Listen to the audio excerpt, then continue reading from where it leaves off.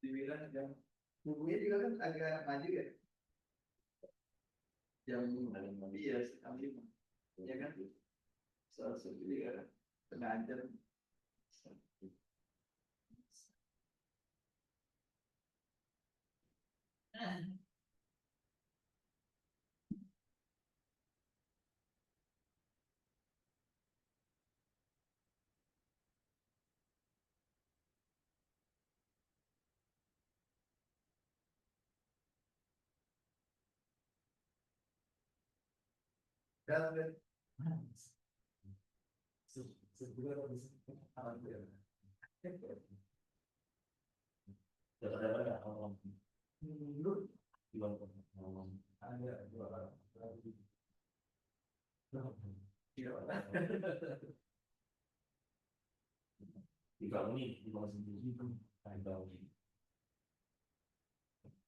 Bermalam kali ya? Apa mungkin apa?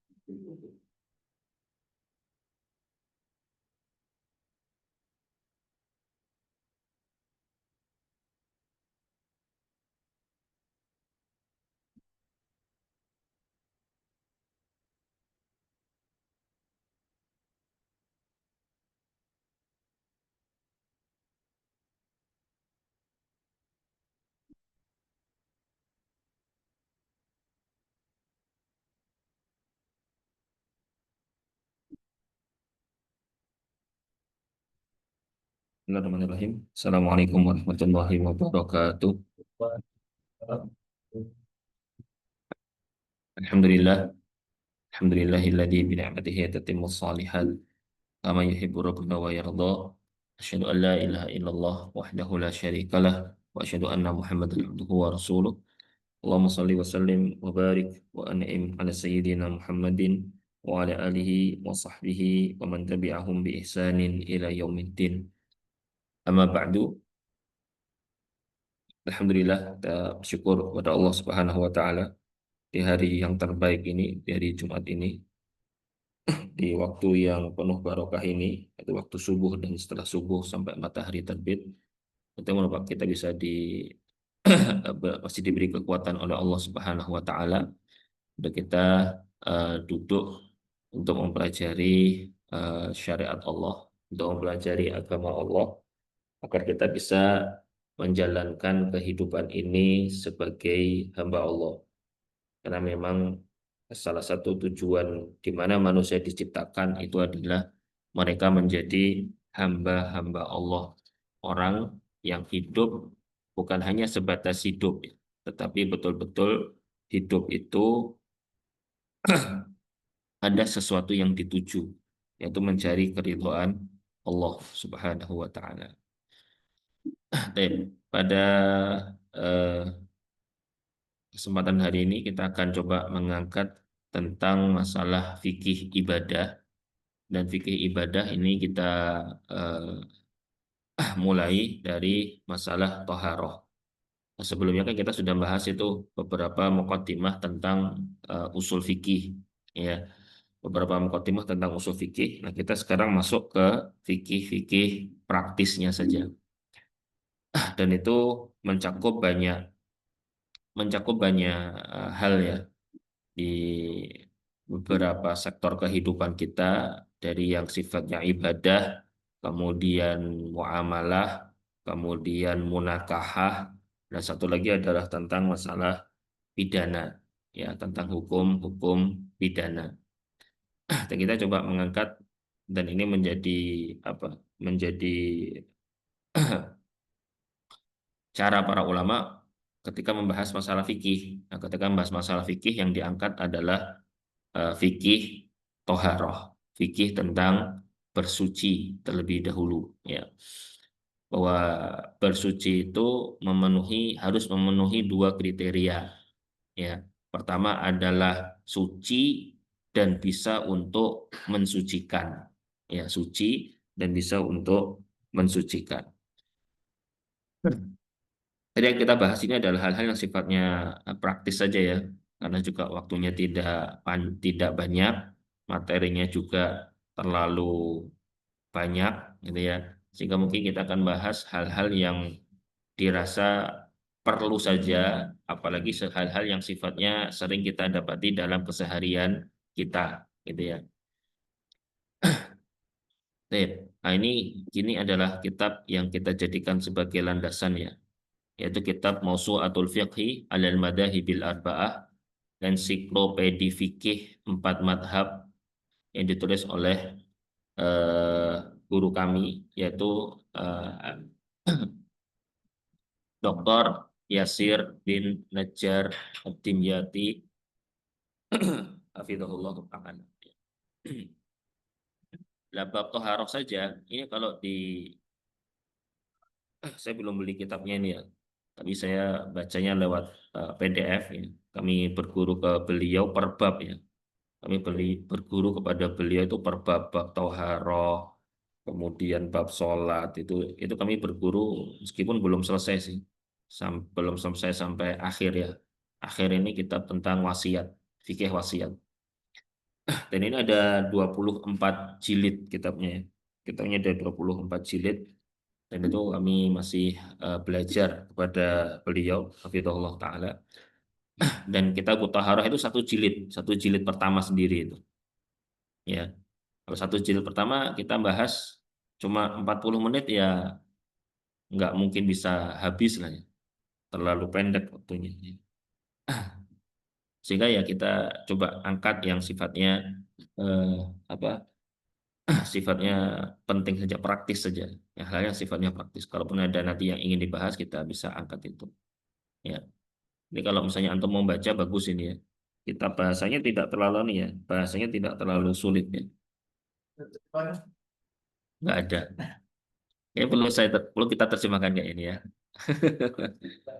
Ya, karena ini masya Allah nih. Kalau saya sendiri melihat ini fikih yang betul-betul bisa mengcover empat madhab plus dalil-dalilnya. Dalil dan fatwa masing-masing ulama madhab tanpa tarjih. Artinya tanpa melihat versi penulis menurut saya yang benar ini enggak gitu. Jadi cenderung kita membaca data-datanya saja gitu ya.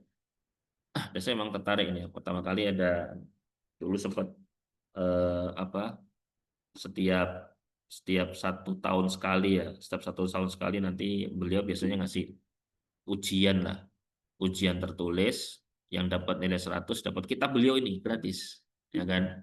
Cuma saingan saya orangnya pintar-pintar ya, saya juga 1 tahun itu bisa kisaran 3-4 jilid belajar, 3-4 jilid gitu selesai gitu.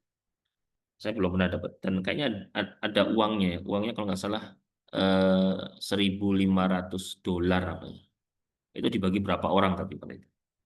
Tapi ala kulli hal eh, ini kitab yang kita jadikan acuan ya, kitab yang kita jadikan acuan nanti kalau ada, karena di dalamnya juga sudah tercantum referensinya sangat lengkap gitu ya.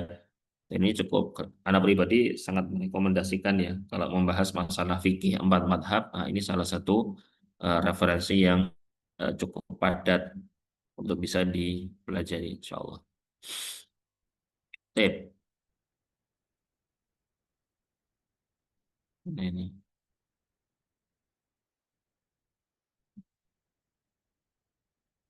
Oke. Bab tentang toharoh itu di dalam kitab-kitab fikih, nah segini banyak di babnya. Mau dibahas semua ini, kayaknya nggak selesai ini. Bab masalah air. Kalau air kayaknya sudah pada pernah bahas ya. Air, kemudian masalah bejana, wadah.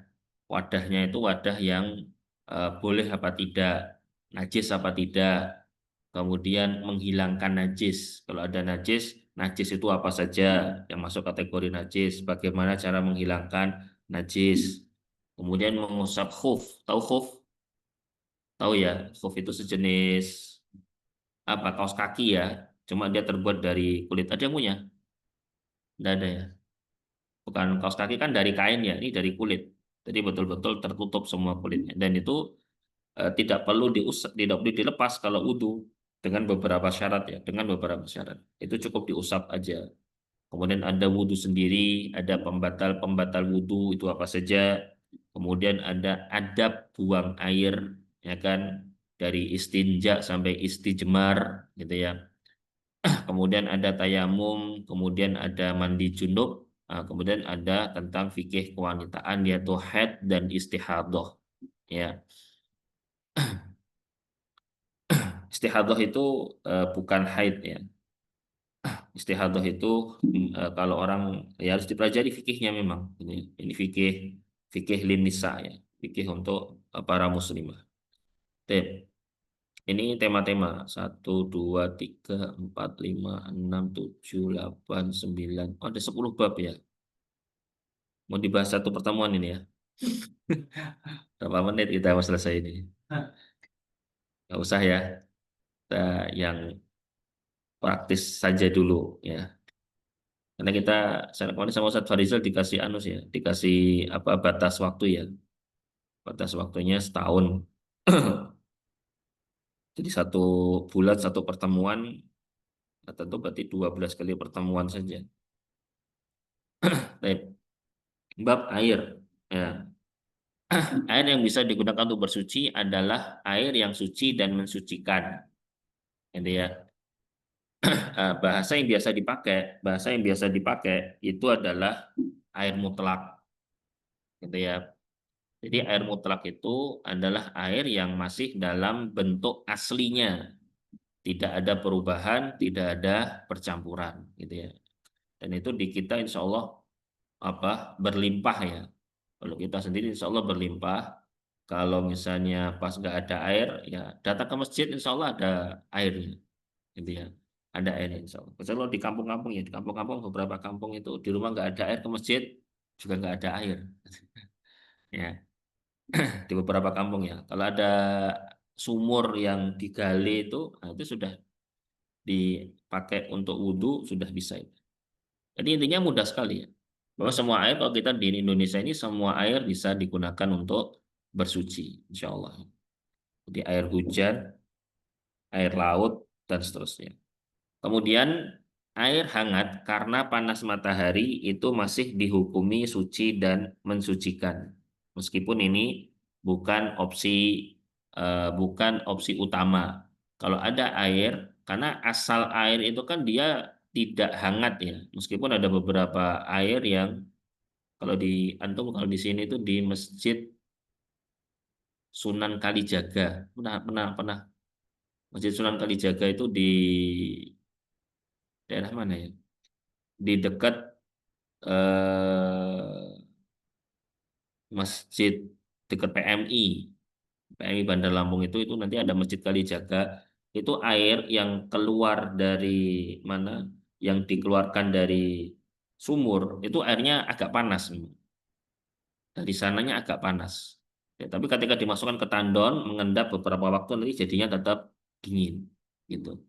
Tapi secara hukum para ulama masih membolehkan ya. Ya, kecuali beberapa ulama seperti beberapa ulama di kalangan mazhab Syafi'i. Makanya kalau kita wudhu pakai air hangat boleh apa tidak? Ya, secara umum boleh saja. Kecuali kalau sebagian mazhab Syafi'i itu karena ada hadisnya. Ada hadis yang mengatakan Nabi bersabda kepada Aisyah, jangan berwudhu pakai air hangat karena wudhu dengan air hangat menyebabkan kena penyakit kusta. Apa ya? Nggak tahu ada. Wudhu pakai air hangat bisa jadi kena penyakit kusta gitu ya. Allah alam. Tapi itu disanggah oleh Imam An-Nawawi rahimahullahu taala dengan mengatakan itu adalah hadis yang sangat dhaif. Sangat dhaif. Sehingga secara umum boleh-boleh saja untuk digunakan ya. Tapi tentu itu bukan opsi utama. Kalau ada air yang lain, pakai air yang lain. Kemudian air yang tidak digunakan atau menggenang dalam waktu yang lama itu masih dihukumi suci dan mensucikan selama tidak tercampur dengan najis. Bisa tercampur dengan bangkai misalnya gitu ya. Jadi misalnya ada satu rumah gitu ya, ada satu rumah kemudian tidak dihuni beberapa bulan. Di sana ada kolamnya gitu ya. Kita boleh nggak berwudu dengan air kolam itu? Boleh tidak? Boleh. Namanya ma'ul ajin. Boleh, nggak apa-apa. Ya, cuma kalau urusan antum nggak tegel, nah, karena kondisinya mungkin agak ada lumut-lumutnya gitu kan, ya itu urusan lain ya. Tapi yang jelas secara hukum itu airnya bisa juga untuk bersuci, ya kan. Kalaupun kena baju kita dan seterusnya tetap kategorinya masih suci, tidak perlu dicuci.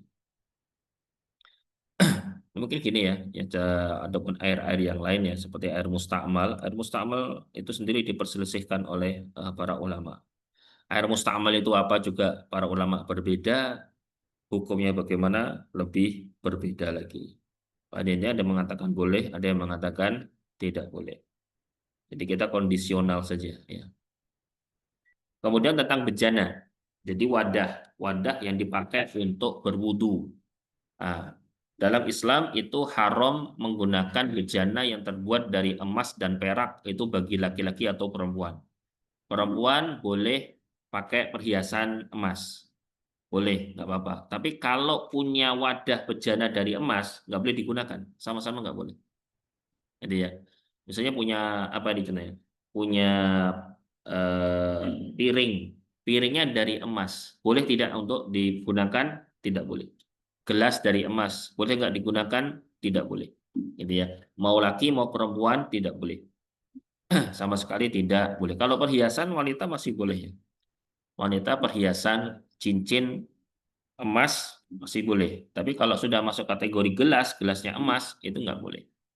Ya, orang yang memasukkan apa barang, orang yang memasukkan sesuatu ke dalam tubuhnya, makanan atau minuman dari wadah yang terbuat dari emas, maka sama saja dia memasukkan api neraka di dalam perutnya. Ya. Nah, kalau makan dan minum yang sifatnya muamalah saja nggak boleh, apalagi untuk wudhu. Nah, gitu. Tapi kalau ini kayaknya nggak ada ya. Orang kerjaan ini kayaknya. Masa, Sultan ya. Kayak kurang kerjaan apa ya.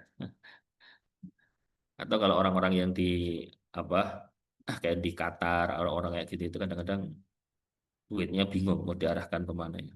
Tapi kalau wadah, ini misalnya wadah ya, wadah, tetapi sebagiannya ini ada campuran peraknya, itu masih nggak apa-apa. Tapi sedikit ya, porsinya sedikit, itu nggak apa-apa. Tuh, kalau kita kayaknya nggak ada ya, kita rata-rata kan kalau nggak pakai gayung, pakai keran, udah aman ya. Apa? Oh ada ya? Kerannya dari emas. Walau alam, kalau kerannya dari emas ya. Karena yang nggak boleh makan dan minum. Kalau biasanya memang dari keran itu untuk minum, ya kan ada beberapa negara kan, mereka minum langsung dari keran, ya kan? Karena memang airnya sudah air siap konsumsi, ini nggak masalah. Berarti masuk kategori makan dan minum sama saja, gitu. Kalau kita di sini kan hampir nggak ada, ada nggak di sini? Airnya kualitasnya belum siap konsumsi.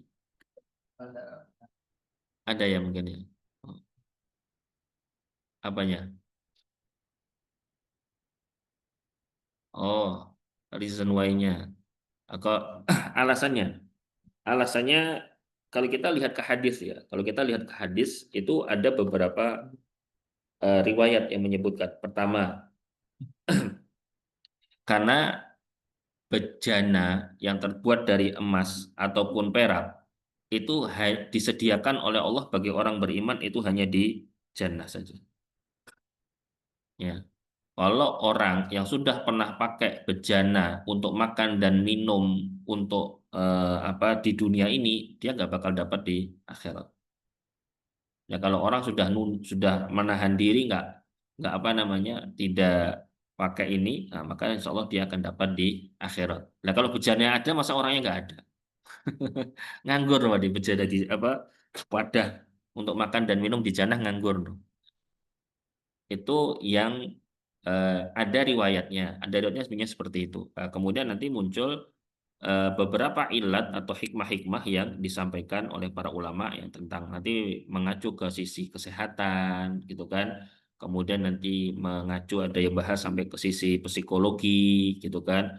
Karena orang yang makan dari emas dan perak itu kan apa kalau bahasa kita itu secara tidak langsung kan dia apa bermegah-megah. Iya kan, unsur kemegahan itu kan ada gitu. Nah, ketika kemegahan itu ada kan nanti kan kembali kepada surat At-Takatsur, alhaakumut takatsur hatta zurtumul maqabir dan seterusnya. Jadi dari sisi psikis ya nanti akan merasa lebih baik, kemudian sombong dan seterusnya gitu. Ya, kalau lihat lebih jauh gitu ya. Allah alam. Nah, bab tentang menghilangkan najis. Najisnya itu apa saja dulu? Najis itu pertama adalah kotoran manusia yang keluar dari kubul maupun dubur. Itu semuanya najis. Madhi dan wadi. Adapun mani, para ahli fikih berbeda pendapat apakah termasuk najis atau tidak. Bisa bedakan nggak? Bisa ya? Ya. Antum diam nih, Anda bingung juga. Antum kalau antum bilang bisa apa nggak bisa. Jadi kalau madhi, madhi itu dia keluar karena faktor syahwat, ya kan? Tapi volumenya lebih dikit dibandingkan mani. Kalau madhi itu najis, ya kan? Kalau madhi itu biasanya ketika selain mimpi basah, ya, selain mimpi basah. Kalau wadi, wadi itu air yang keluar setelah orang buang air kecil. Jadi setelah orang buang air kecil, biasanya agak jeda, kemudian muncul keluar cairan, bisa dikit bisa banyak. Itu namanya wadi. Dan itu hukumnya najis. Ya, wadi najis, madhi najis. Kalau mani, ya kan, di sini para ulama berbeda pendapat apakah najis atau tidak, ya kan. Kemudian darah. Darah disepakati oleh para ulama hukumnya najis. Ya, sedikit di kalangan para ulama yang menghukuminya tidak najis. Termasuk diantaranya adalah nanah. Nanah itu termasuk koih, sodid itu termasuk najis. Ya. Kemudian muntah. Kalau muntah di sini para ulama berbeda pendapat apakah tergolong najis atau tidak, gitu ya.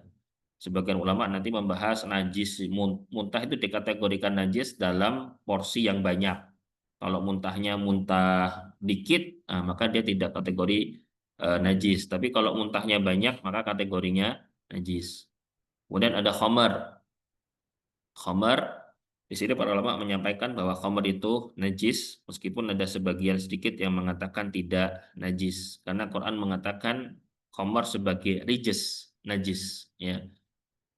Sedangkan fakta di lapangan sebagian ulama mengatakan tidak najis karena cerita yang Khomer dituangkan di Madinah itu sampai menggenang dan para sahabat pun jalan di sekitar situ. Kemudian hewan anjing ini najis zat atau najis air liur. Para ulama berbeda pendapat juga tentang masalah ini. Ya. Jadi kalau najis zat itu maksudnya semua anggota badannya najis. Mau bulunya, mau ekornya, semuanya najis. Atau air yang najis itu air liurnya saja. Ya, kalau air liurnya saja berarti kalau badannya tidak najis, gitu. Ya kan? Ini para ulama berbeda pendapat. Ya. Lah kan air liur saya saja yang najis, tapi kebiasaan anjing itu kan jilatin badan, lah podo wae. Nah, gitu kan ya. Nah, maka di sini memang di sini ada perbedaan pendapat ya. Jadi kalau kita mau telusuri perbedaan pendapat para ulama ini memang nanti ada rincian-rinciannya gitu ya.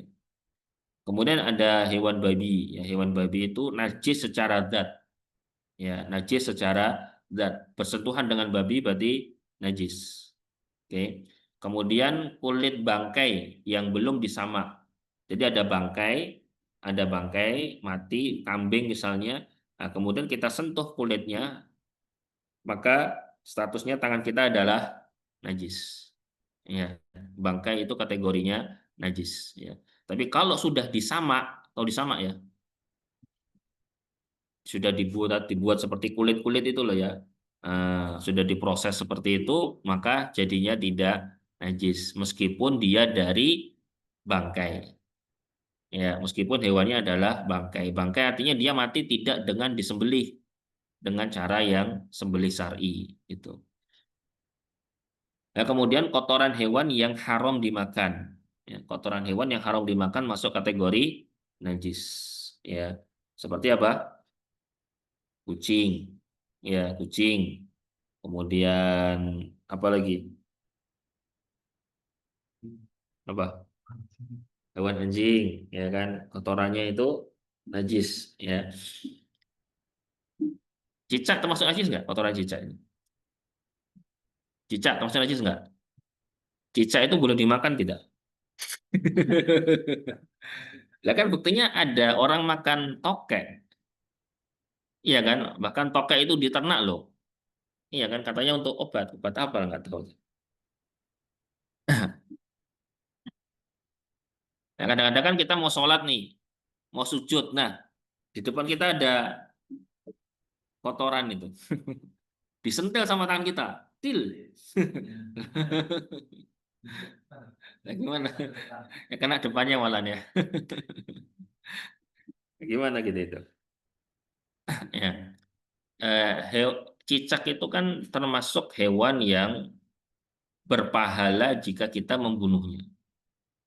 Ya, kalau seseorang itu berpahala membunuh hewan, berarti di sana ada sunnah untuk membunuhnya, gitu.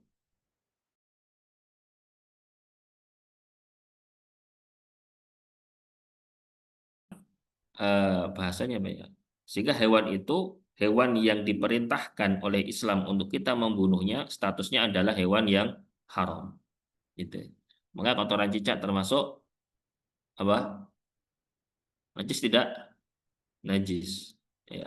Nah, kalau misalkan berarti sesuai jamaah nanti apa ya, kita baru nyadar kan bahasanya gitu, Hmm. baru nyadar nggak kelihatan gitu kan, baru nyadar itu ada belum hari tengah gitu kan ya, Hmm. kita sih nggak megang gitu kan, karena bagian dari sah gitu kan, Hmm. tapi kita udah kaki di depan belakang sudah padat gitu, Hmm. padat orang gitu, itu gimana jadi Udah selesai. Udah selesai sholatnya. kalau lagi sholat Di tengah-tengah sholat. Baru sadar. sadar gitu. Hmm. Kemudian, apakah perlu di Ya kalau perlu menghindar gitu kan. Kalau menghindar nggak bisa, maksudnya mau menghindar karena nggak bisa udah nggak perlu batal sholatnya kalau perlu batal orang yang ngisi posisi kita sama aja kan. sama saja. Ya. Jadi kalau bisa kita menghindar dari apa tempat yang ada titik kotoran itu dihindari aja, nggak apa-apa. Soalnya masih bisa sih. Kalau sekarang kalau untuk anak pribadi ya Allah alam, anak pribadi ngelihat kalau di Indonesia ini hampir jarang ada masjid yang sholat desak-desakan, hampir jarang. Kalaupun ada itu bukan jamaah normal, itu mungkin karena ada acara. Baru kemudian yang datang banyak, jamaahnya banyak, kemudian desak-desakan gitu. Kalau di kondisi di kondisi normal tuh hampir tidak ada. Pernah nggak dapat Bulan lalu di mana? Ada karena ada acara kan? lagi sholat jemaah biasa Oh gitu, rame. aneh sholat jam gimana juga Jumatan. dan terus bosan gitu kan. Baru saja pas di tengah-tengah, loh ini kok ada Iya, gitu. Iya. sebenarnya nggak di tengah nih, di pojok sih, Hmm. pojok cuman nggak yang pojok banget, cuman kedua dari pojok kayak gini kan satu Hmm. orang pojok. Nah gini, nah itu bahkan di saat ketiga, saat Hmm. kedua, keempat sudah ada orang Hmm. dapat. Iya, iya, iya. Tidak perlu nggak apa-apa. Tidak perlu tetap di situ, cuma posisinya gimana bisa menghindar. Kalau ternyata betul-betul pas di tengah nggak bisa menghindar, ya harus disingkirkan. Kalau disingkirkan pakai apa? Pakai benda yang dirasa tidak bagian yang kita gunakan untuk sholat. Tisu misalnya. Nah, Padahal ya kalau itu basah najis ya. Kalau najis harus dihilangkan. Tapi kalau kering nggak apa-apa. Dalam madhab Hanafi, keringnya kotoran itu tidak najis, ya bisa menghilang, tidak najis secara secara mutlak ya. Tapi yang jelas bisa kita singkirkan. Gitu. Kalau sudah kering, kalau basah nggak bisa. Basah itu najis. Kalau sejadah yang masjid yang udah lama banget dan cuci sama Hmm. bau, itu najis. Bedakan antara kotor sama najis. Nah, kalau kotor itu sendiri, kumuh itu sendiri, najis itu sendiri. Kalau baunya kayak kencing, Apa? kalau bau Ah, kan terasa bau. baunya kayak kencing. Pertanyaannya, ada nggak kira-kira riwayat kalau itu memang kencing? Atau jangan-jangan eh, harusnya diketahui harusnya. Kalau sampai itu ternyata baunya bau kencing, bisa jadi kan bau kencingnya dari resapan, bisa jadi kan yang resep kemudian dari bawah lantai atau bawah plesteran gitu kan, resapan itu kan bisa. Jika harus ditelusuri dulu ini dari mana. Kalau memang yang kena itu adalah sajadahnya, nah, karena ada baunya itu berarti ada zatnya. Harusnya ada zatnya karena ada baunya. Allah alam. Kita lanjutkan dulu ya, sambil dinikmati aja. Berikutnya tentang buang air. Waduh, pas makan ini dilewati dulu aja ya. Masa Kalau bahas? Nggak apa? Pas buang air gini nggak apa ya? budayanya kan Dibaca aja ya. Jadi ada istinja. Istinja itu membersihkan apa yang keluar dari kubul dan dubur dengan membasuh atau mencuci itu pun dengan air. Yang afdol dengan air. Jika tidak menggunakan air, maka disebut dengan istijmar. Ya, jadi istinja itu pakai air. Kalau tidak pakai air, pakai tisu dan lain sebagainya disebut dengan istijmar. Ya. Kalau tidak pakai air, itu ya kurang afdol. Yang afdol adalah pakai air, gitu ya. Istinja menggunakan tangan kanan itu dilarang. Jelas ini ya. Tapi larangannya apakah larangan haram atau makruh? Para ulama berbeda pendapat. Lebih baik untuk tidak membelakangi atau menghadap kiblat, terutama di tempat terbuka saat buang hajat. Kenapa lebih baik? Karena itu ada perbedaan di kalangan para ulama. Kalau di dalam ruangan seperti kita toilet gitu ya, sudah tertutup rapat, ada pintunya, ada kuncinya gitu kan ya. Maka otomatis dalam kasus seperti ini hukumnya boleh menghadap kiblat, membelakangi kiblat sebenarnya nggak apa-apa. Cuma tentu lebih baik tidak ya. Bagian dari menghormati kiblat. Bagaimana hukum buang air kecil dalam keadaan berdiri? Jumhur mengatakan makruh, mazhab Hanafi mengatakan haram. Ada yang mengatakan boleh? Hah? tapi Hah? Ada. Ada satu riwayat yang mengatakan bahwa Nabi itu kencing dalam keadaan berdiri. Tapi riwayat itu langsung dibantah sama Bunda Aisyah. Yakinilah, kata Bunda Aisyah, yakinilah siapapun yang mengatakan Nabi pernah kencing dalam keadaan berdiri, dia adalah seorang pendusta. Jadi Nabi tidak pernah berdiri, Nabi tidak pernah berdiri ketika kencing. Disebutkan ada pernah satu kali, ada riwayat Nabi pernah kencing dalam kondisi berdiri, itu karena di belakang lututnya ini ada luka, sehingga tidak bisa untuk duduk. Gitu ya. Makanya Nabi kencingnya berdiri. Tapi riwayat ini adalah riwayat yang sangat lemah sekali.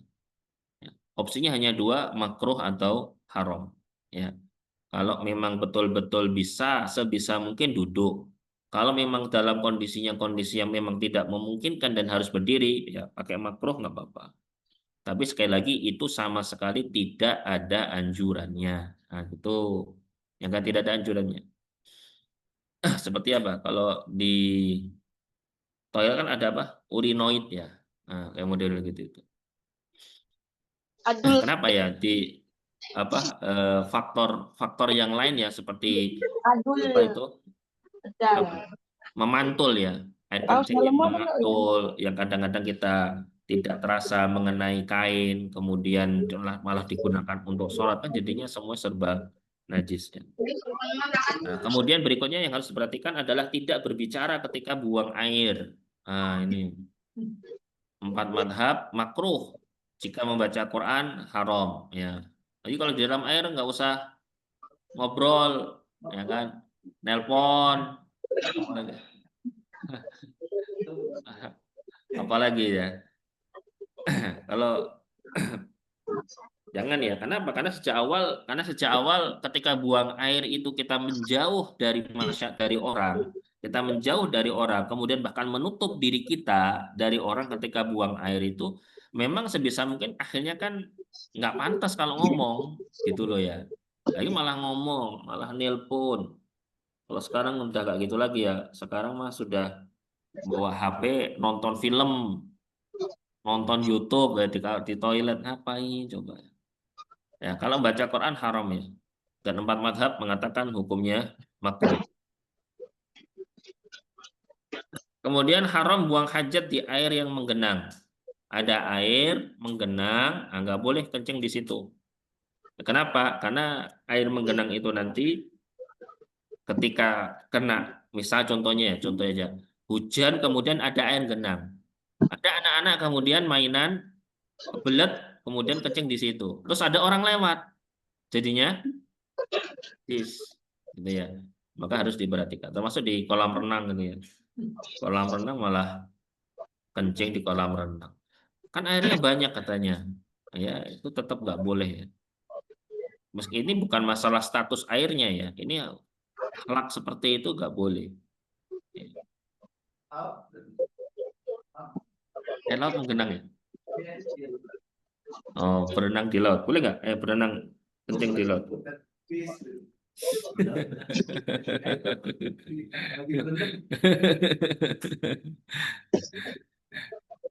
Allah alam ya. Kalau di laut kan tapi dia ngalir kan? Apa?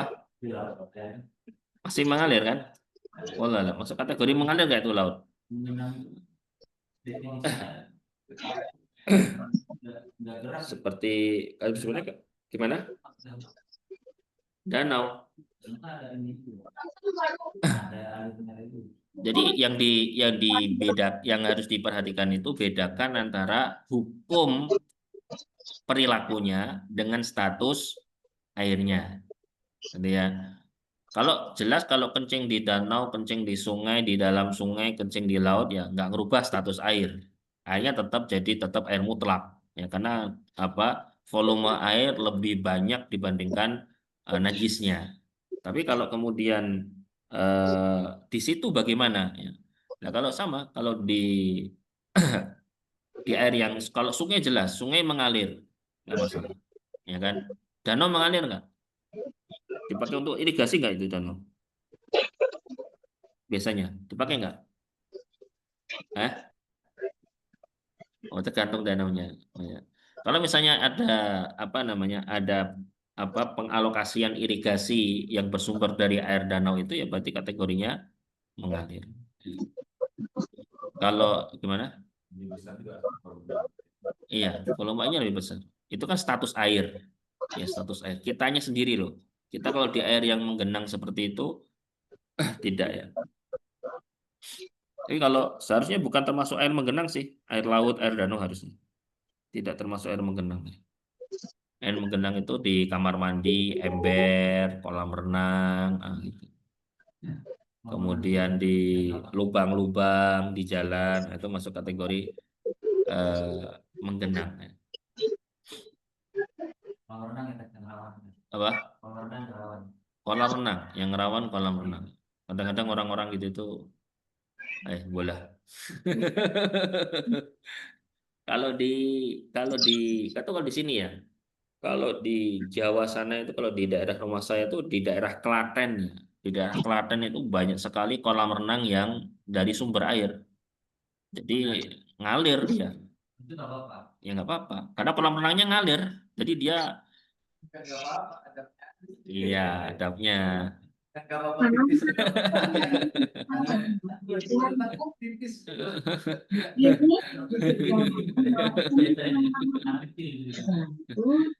Oh di sini di mana di sini yang langsung dari sumbernya. Jadi memang airnya ngalir dan sumbernya memang sangat besar sekali. Gitu. Di mana ada? Oh, nah, misalnya kalau di sana kan sebutnya ada cokro, ada umbul. Kita masuk ke bab wudu ini. Wudu ada dua syaratnya, yaitu syarat wajib dan syarat sah. Wajib itu artinya orang ketika ingin berwudu, itu kan ya, maka pelaku wudunya harus Apa, Bang? memenuhi beberapa kriteria. Pertama, berakal, balik, Apa? Islam, bersih dari haid Apa dan sih? nifas, kemudian terdapat air yang mencukupi, kemudian mampu bersentuhan dengan air. Artinya jangan sampai ketika bersentuhan dengan air, kemudian jadi sakit, misalnya gitu kan ya. Misalnya kena penyakit-penyakit yang nggak boleh bersentuhan dengan air, gitu kan. Dan kedua, sedang dalam kondisi Oke. hadas. Ya, ini syarat wajib. Kalau sahnya, jadi wudhu dikategorikan sah dengan memenuhi beberapa syarat. Syaratnya adalah membasahi semua anggota wudhu secara sempurna. Jadi tidak boleh ada anggota wudhu yang belentongnya atau mungkin ada satu bagian yang tidak terkena air wudhu, nggak boleh. Harus secara sempurna. Tidak ada penghalang yang menghalangi air wudhu mengenai kulit anggota wudhu, tidak boleh ada. Jadi semuanya harus betul-betul kenanya adalah kena kulit badan, ya. Kemudian dalam mazhab Syafi'i ada syarat yaitu ilmu tentang tata cara wudhu dalam mazhab Syafi'i. Sehingga kalau orang tidak bisa asal wudhu, tapi harus belajar ilmu tentang wudhu. Kemudian tidak berhadas saat berwudhu, artinya ketika di tengah-tengah wudhu dia nggak boleh hadas. Kalau hadas ya ngulang dari awal, ini ya. Kemudian air mengalir pada anggota wudhu. Dalam mazhab Syafi'i itu ketika wudhu, syarat sahnya wudhu itu airnya tidak boleh cuma nempel, tapi sifat air harus ngalir. Ya, jadi nggak bisa cuma misalnya apa? Kita pegang air kemudian kita lap di sini saja enggak. Harus sifatnya ada yang mengalir. Kemudian niat, kemudian air yang digunakan adalah air yang baik. Ini mazhab Hambali. Air yang baik itu adalah air yang didapat dengan cara yang halal. Air nyuri itu dalam mazhab Hambali tidak sah, ya kan? Apalagi contohnya air wudhu pakai air. Kebetulan karena nggak ada air, airnya adalah air kemasan. Air kemasan itu, tapi air kemasan ini di dalam botol, botolnya milik orang. Diambil, dicuri, kemudian wudhu pakai itu. Dalam mazhab Hambali itu tidak sah. Jadi airnya harus air yang baik. Kemudian anggota wudhu yang wajib. Anggota wudhu yang wajib hanya ada 4 ya. Pertama, basuh wajah, termasuk jenggot, ya jenggot, jenggot, terutama jika tebal dan lebat. Ya, di sini nggak ada yang punya jenggot lebat ini ya. Ini saya juga bukan termasuk lebat ini. Jenggot lebat itu adalah jenggot yang tidak terlihat kulit dagunya. Ya, jadi kalau sampai orang masih terlihat kulit dagunya, itu berarti jenggotnya tipis. Tapi kalau tidak terlihat, berarti termasuk kategori jenggotnya tebal. Nah, kalau jenggotnya tebal, maka diusahakan untuk disela-selai. Para ulama berbeda pendapat tentang menyela-nyelai jenggot. Ya, ada yang mengatakan sunnah, ada yang mengatakan wajib. Kemudian membasuh kedua tangan hingga siku. Ya, membasuh tangan diusahakan caranya ya yang dipraktekkan oleh para ulama itu, beberapa guru ana mempraktekkan, hampir semuanya itu mempraktekkan caranya adalah dengan mengalirkan. Jadi airnya itu dialirkannya dari tangan baru ke siku. Ini. Jadi ngambil kemudian gini. Bukan dari siku ke tangan gini, bukan gini. Ya, meskipun boleh. Kalau gini boleh sah saja. Cuma praktek yang dicontohkan guru-guru anak pribadi semuanya menggunakan dari diambil airnya kemudian dari tangan ke siku, bukan dari siku ke tangan. Ya. Bagaimana kemudian siku ini digosok-gosok? Ya, di sini para ulama berbeda pendapat juga. Mengusap kepala, semua kepala ini madhab Malik dan madhab Imam Ahmad. Ya, jadi kepala diusap semuanya. Madhab Syafi'i itu sebagian saja. Sebagian itu sejauh mana? Madhab Syafi'i itu sebagian, itu cuma bagian depan saja, jambul saja. Madhab Syafi'i itu sah ketika cuma bagian jambulnya saja, bagian depan sini saja. Tapi kalau madhab Hanafi tidak ya. Madhab Hanafi itu sebagian kepala tetapi setengah. Sebagian madhab Hanafi bukan setengah tapi sepertiga. Sebagian lagi bukan sepertiga, bukan setengah, 2/3. Gitu ya. Tapi kalau madhab Syafi'i khas ya. Bagian depan saja sudah sah. Kemudian rambut yang terurai tidak wajib diusap. Ini jumhur. Ya, terutama bagi para muslimah ya. Jadi yang diusap sampai ke tengkuk saja. Kalau ada rambut yang terurai di bawah tengkuk, ya di bawah tengkuk misalnya rambutnya sampai ke punggung, maka rambut yang sampai di punggung tidak usah diusap. Yang diusap cuma kepala. Kenapa? Karena ayatnya mengusap kepala, bukan mengusap rambut kepala. Gitu ya. Jadi jumhur itu tidak usah diusap yang terurai melebihi bagian kepala. Apakah perlu 3 kali? Mengusap kepala 3 kali? Tidak ya, tidak perlu. Mengusap kepala hanya cukup 1 kali saja. Tidak mengusap sorban, peci, jilbab yang dipakai. Ini jumhur. Ya, jadi kalau pakai peci nggak bisa ini. Kita wudhu nggak lepas peci, kemudian diusap pecinya. Boleh nggak ini? Sorban, nah, atau mungkin kerudung ya, kerudung karena mungkin cuma yang diusap adalah kerudungnya, boleh tidak? Nah, jumhur tidak boleh, kecuali madhab Hambali. Madhab Hambali boleh dengan ketentuan sebagian rambut harus kena.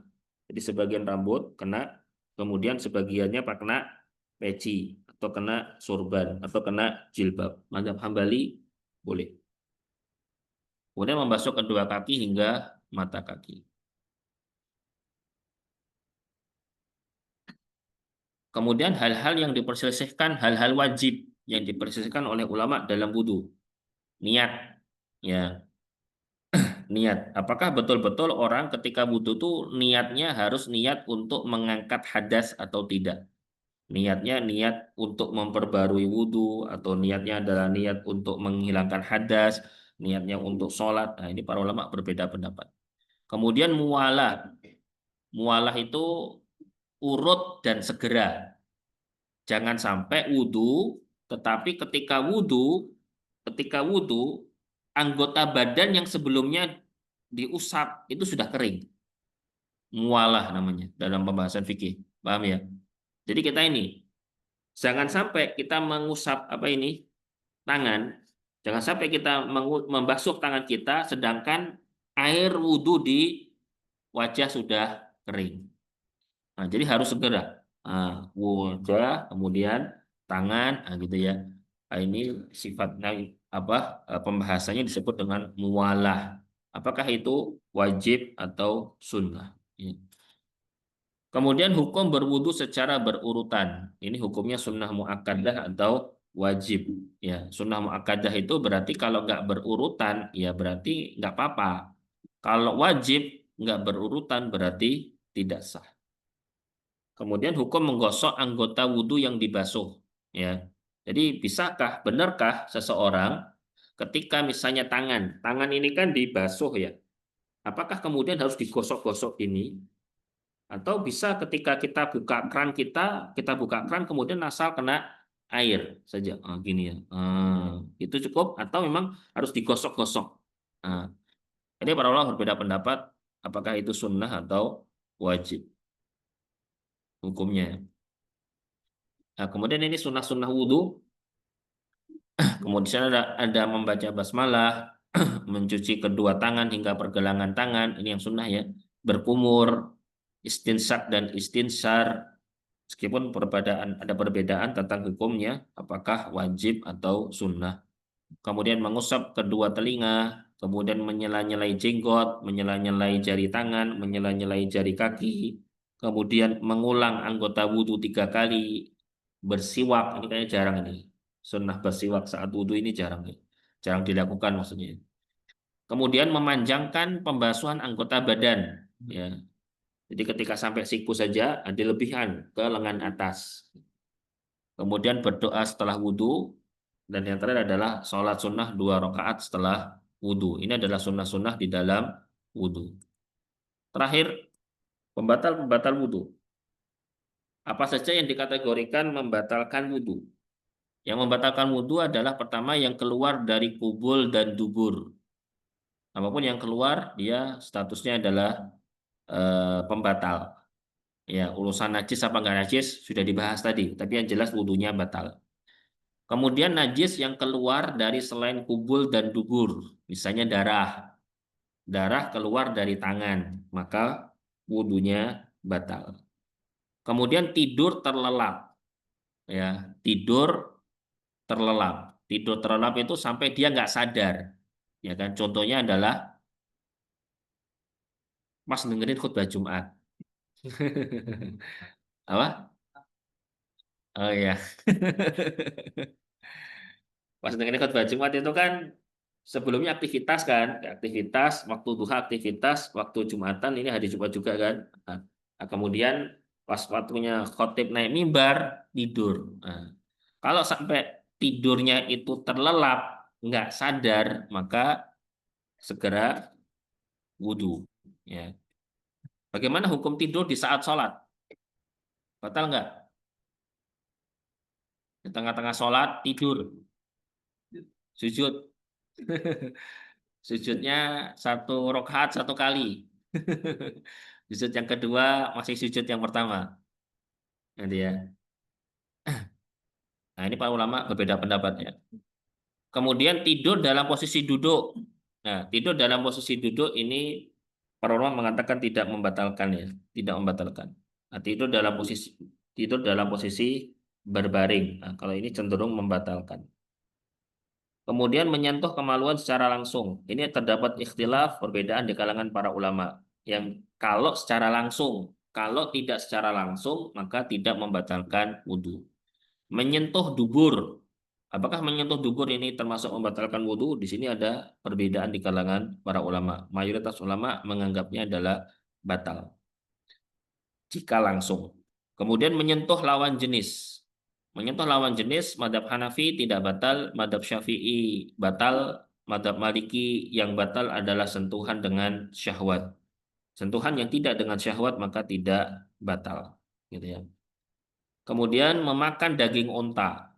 Ya, kalau makan daging onta, maka wudhunya batal. Dan ini terdapat perbedaan di kalangan para ulama, tapi yang kuat itu adalah memakan daging onta itu batal karena ada hadisnya secara jelas. Kemudian setelah memandikan jenazah, ada jenazah kita wudhu, kemudian ada jenazah kita memandikan jenazah. Nah, dengan memandikan jenazah itu wudhu kita apakah batal sebelumnya tadi? Nah, di sini ada khilaf juga di kalangan para ulama. Yang terakhir adalah tertawa terbahak-bahak saat sholat. Ini saat sholat ya. Kalau di luar sholat batal nggak? Nggak. Kita ada wudhu ini, udah wudhu ngobrol, kemudian ada candaan, ada hal-hal lucu yang dibicarakan, kemudian ketawa, batal nggak? Tidak. Yang di pembahasan di sini adalah ketika sholat. Anak kecil, misalnya anak-anak usia 7-8 tahun sholat, kemudian ada apa contohnya? Kalau yang beberapa kali saya alami itu ada jamaah ngentut bersuara. Nah, kemudian otomatis tuh anak-anak akan ketawa itu. Nah, ketawa di dalam sholat terbahak-bahak itu tidak hanya membatalkan sholat, tetapi juga membatalkan wudhu, ya kan? Kalau di luar sholat tidak batal. Wallahu a'lam. Oh, udah habis. Ini kadang ngejar waktu nih. 35-nya. Ini tadi 10 bab itu. 10 bab belum semua, nggak semuanya ini. Iya, ini masih ada bab yang belum kita bahas ya. Bab yang belum kita bahas ada bab tayamum. Izin bertanya Pak Ustadz, bisa nggak sih? Oh, Assalamualaikum, silakan izin Bu. bertanya Pak Ustadz. Oh, J, Eh, silakan Bu. ini kan maklum ya kalau emak-emak itu kadang kalau lagi sholat tiba-tiba berasa buang angin atau ada keluar cairan lah gitu ya misalnya. Nah itu bagaimana Pak Ustadz? Apakah kita harus tiba-tiba berhenti terus wudhu melanjutkan sholat atau bagaimana ya? Terima kasih. Oke, nah, itu dibahas di eh, para ulama memang bahas itu ya. Entah itu keluar angin dari kubul maupun dari dubur, gitu ya. Nah, itu para ulama membahas ya. Pertama, status angin itu bisa diketahui dari suara atau bau. Pertama, ya ada suara atau bau. Kalau sampai orang sholat kemudian keluar apa keluar suaranya itu jelas berarti dia buang angin, ya kan? Oh saya nggak ngerasa, ente nggak ngerasa, oh, suaranya kedengar kan, kalau nggak ngerasa gimana? Tapi kalau sudah terdengar suaranya, nah itu berarti dia keluar anginnya. Nah kemudian atau mungkin suaranya nggak ada, tapi baunya ada, ini sama saja, gitu ya. Nah, lantas bagaimana dengan eh, kaum wanita di tengah sholat kemudian ngerasa keluar seperti itu, ini ya. Secara hukum asal ya, secara hukum asal itu jika bukan penyakit, jika bukan penyakit maka batal. Jika itu penyakit maka tidak batal. Paham ya? Karena ini nanti berlaku juga bukan hanya di kalangan ibu-ibu, tapi di kalangan bapak-bapak juga, ya kan? Yang sudah mulai tua, kemudian apa? eh, Ketika sholat kok ngerasa ada yang keluar-keluar, nah gitu kan? Nah, dalam kasus seperti ini hukumnya karena sakit maka tidak batal karena sakit. Tapi kalau itu di kondisi normal, bukan karena sakit, kok ngerasa gitu, berarti batal. Ya, dalilnya adalah istihadah ini nanti ya. Nanti yang biasa digunakan adalah dalilnya dalil istihadah ini. Istihadah itu kan juga sama keluarnya darah. Di tengah-tengah sholat keluar darah yang bukan darah haid secara hukum ini tetap tidak batal. Kenapa? Karena istihadah itu sakit gitu. Itu bukan kondisi normal. Itu kondisi sakit. Ya. Bapak-bapak yang sudah sepuh, yang sudah tua juga beberapa orang mengalami hal yang semacam itu. Tapi kalau itu kondisi normal, ya artinya dia sehat, tidak ada permasalahan kesehatan di bagian pencernaan atau di bagian urologi, maka tidak. Kalau sehat maka batal. Tapi kalau sakit maka tidak masalah. Karena kalau sakit kan sudah disiapkan sebelumnya ini. Sudah disiapkan sebelum-sebelumnya, dan nggak taunya ternyata di tengah kemudian keluar. Nah, kalau keluar dalam kondisi sakit seperti itu, karena sakit, nah, maka nggak masalah. Tidak batal. Tapi kalau sehat maka batal. Wallahu a'lam.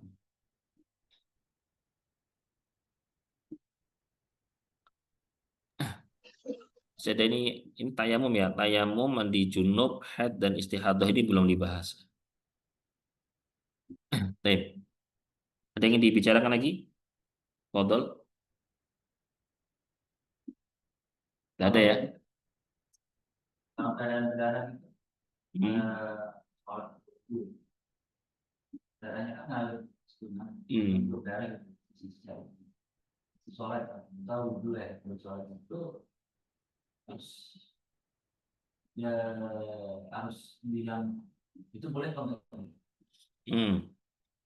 Darah yang keluar eh, di luka bakar atau di luka-luka yang basah itu apakah kemudian kategorinya adalah kategori najis ya. Kalau kita pada pendapat jumhur, ulama sepakat sih bahwa darah itu najis.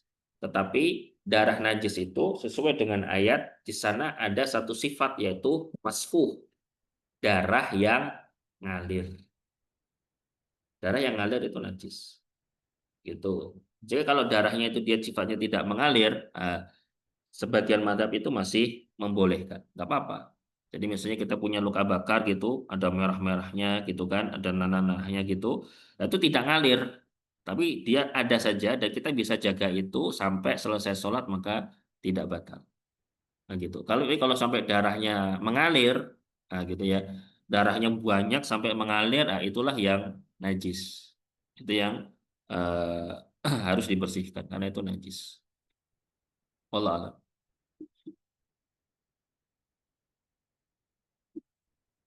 kemarin mau nanya kayak toharoh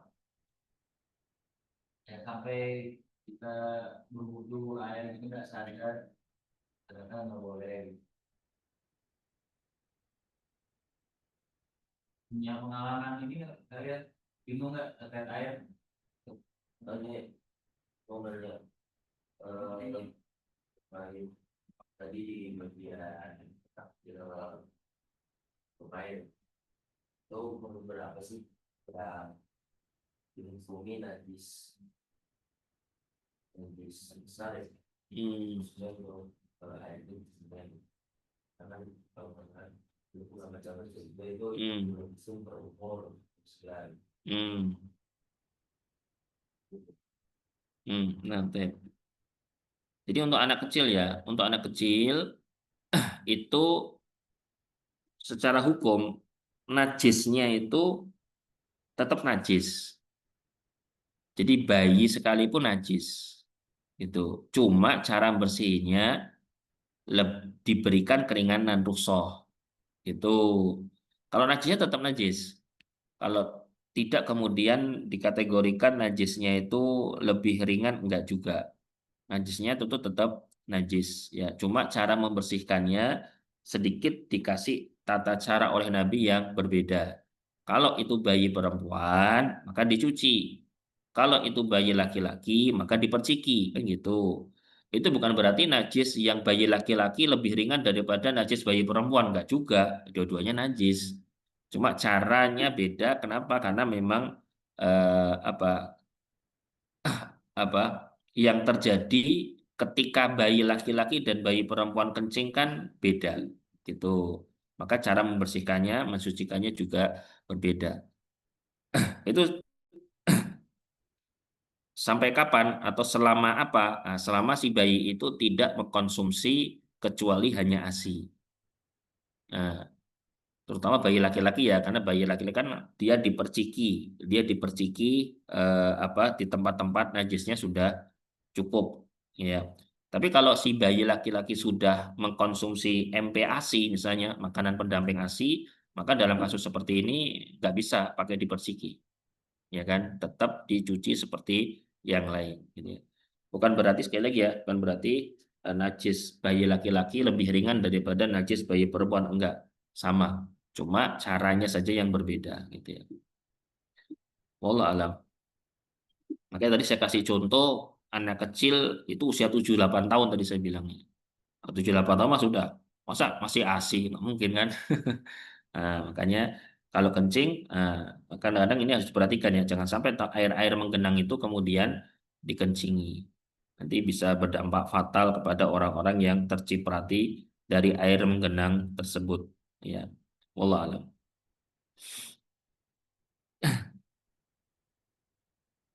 Ada lagi?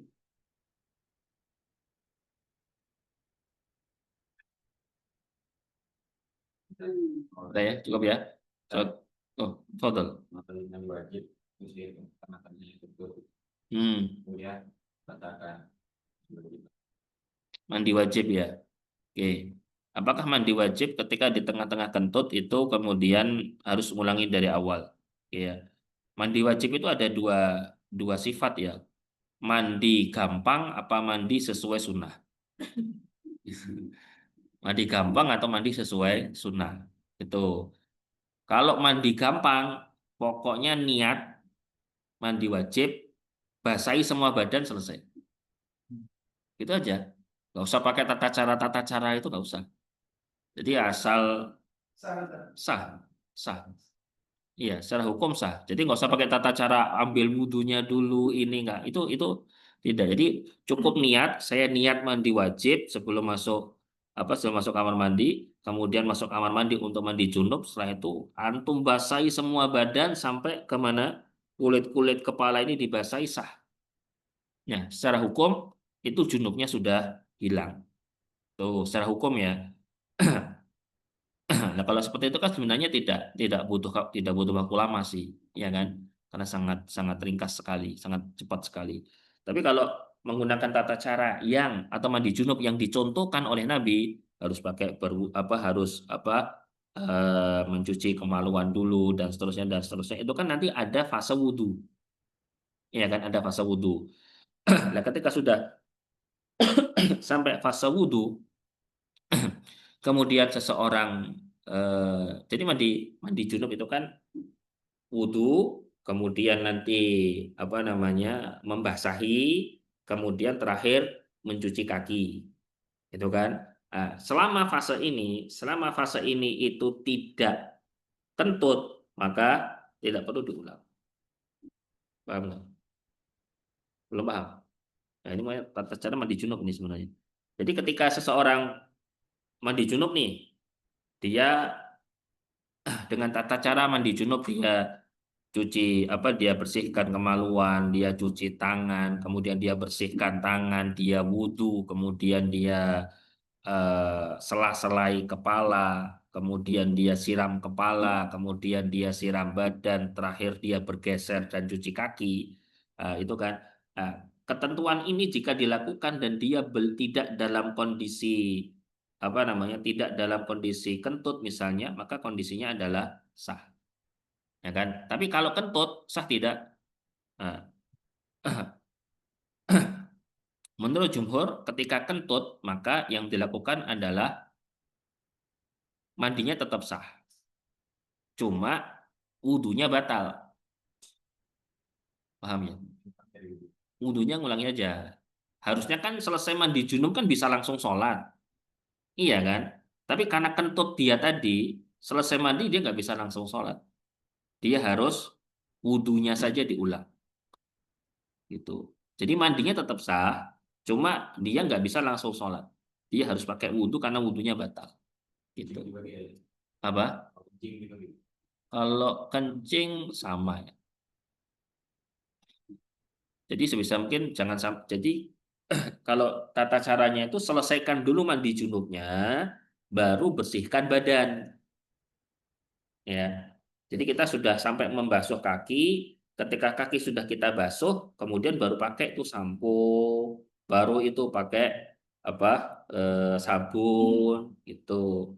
Jangan belum cuci kaki tapi sudah sampoan ya. Akhirnya kita belum selesai mandi junub. Selesaikan dulu mandi junubnya, aman. Nah, kan mandi junubnya sudah aman, nah baru kita kemudian bersih-bersih badan, sampo, sabun kita pakai gitu. Wallah alam.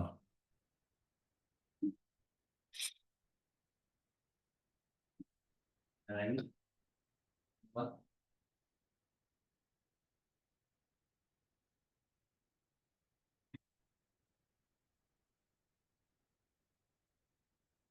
Cukup ya. So kita sambung di kesempatan berikutnya, mungkin kita bahas ini atau tayamum mandi junub haid istihadah atau mungkin yang lainnya. Sebisa mungkin karena ada beberapa materi ya. Ada beberapa materi yang perlu yang diangkat oleh para ulama sebagai kajian fikih ya. Yang pertama jelas toharoh ya. Setelah toharoh ya sholat berarti. Setelah toharoh sholat, kemudian ada puasa, ada zakat, itu ya, dan lain sebagainya. Baik. Allah ta'ala bisawab, barakallahu fikum, wafakanallahu jami'an, subhanakallahumma rabbana bihamdika, asyhadu an la ilaha illa anta astaghfiruka wa atubu ilaih, walhamdulillahi rabbil alamin. Assalamualaikum warahmatullahi wabarakatuh. Waalaikumsalam.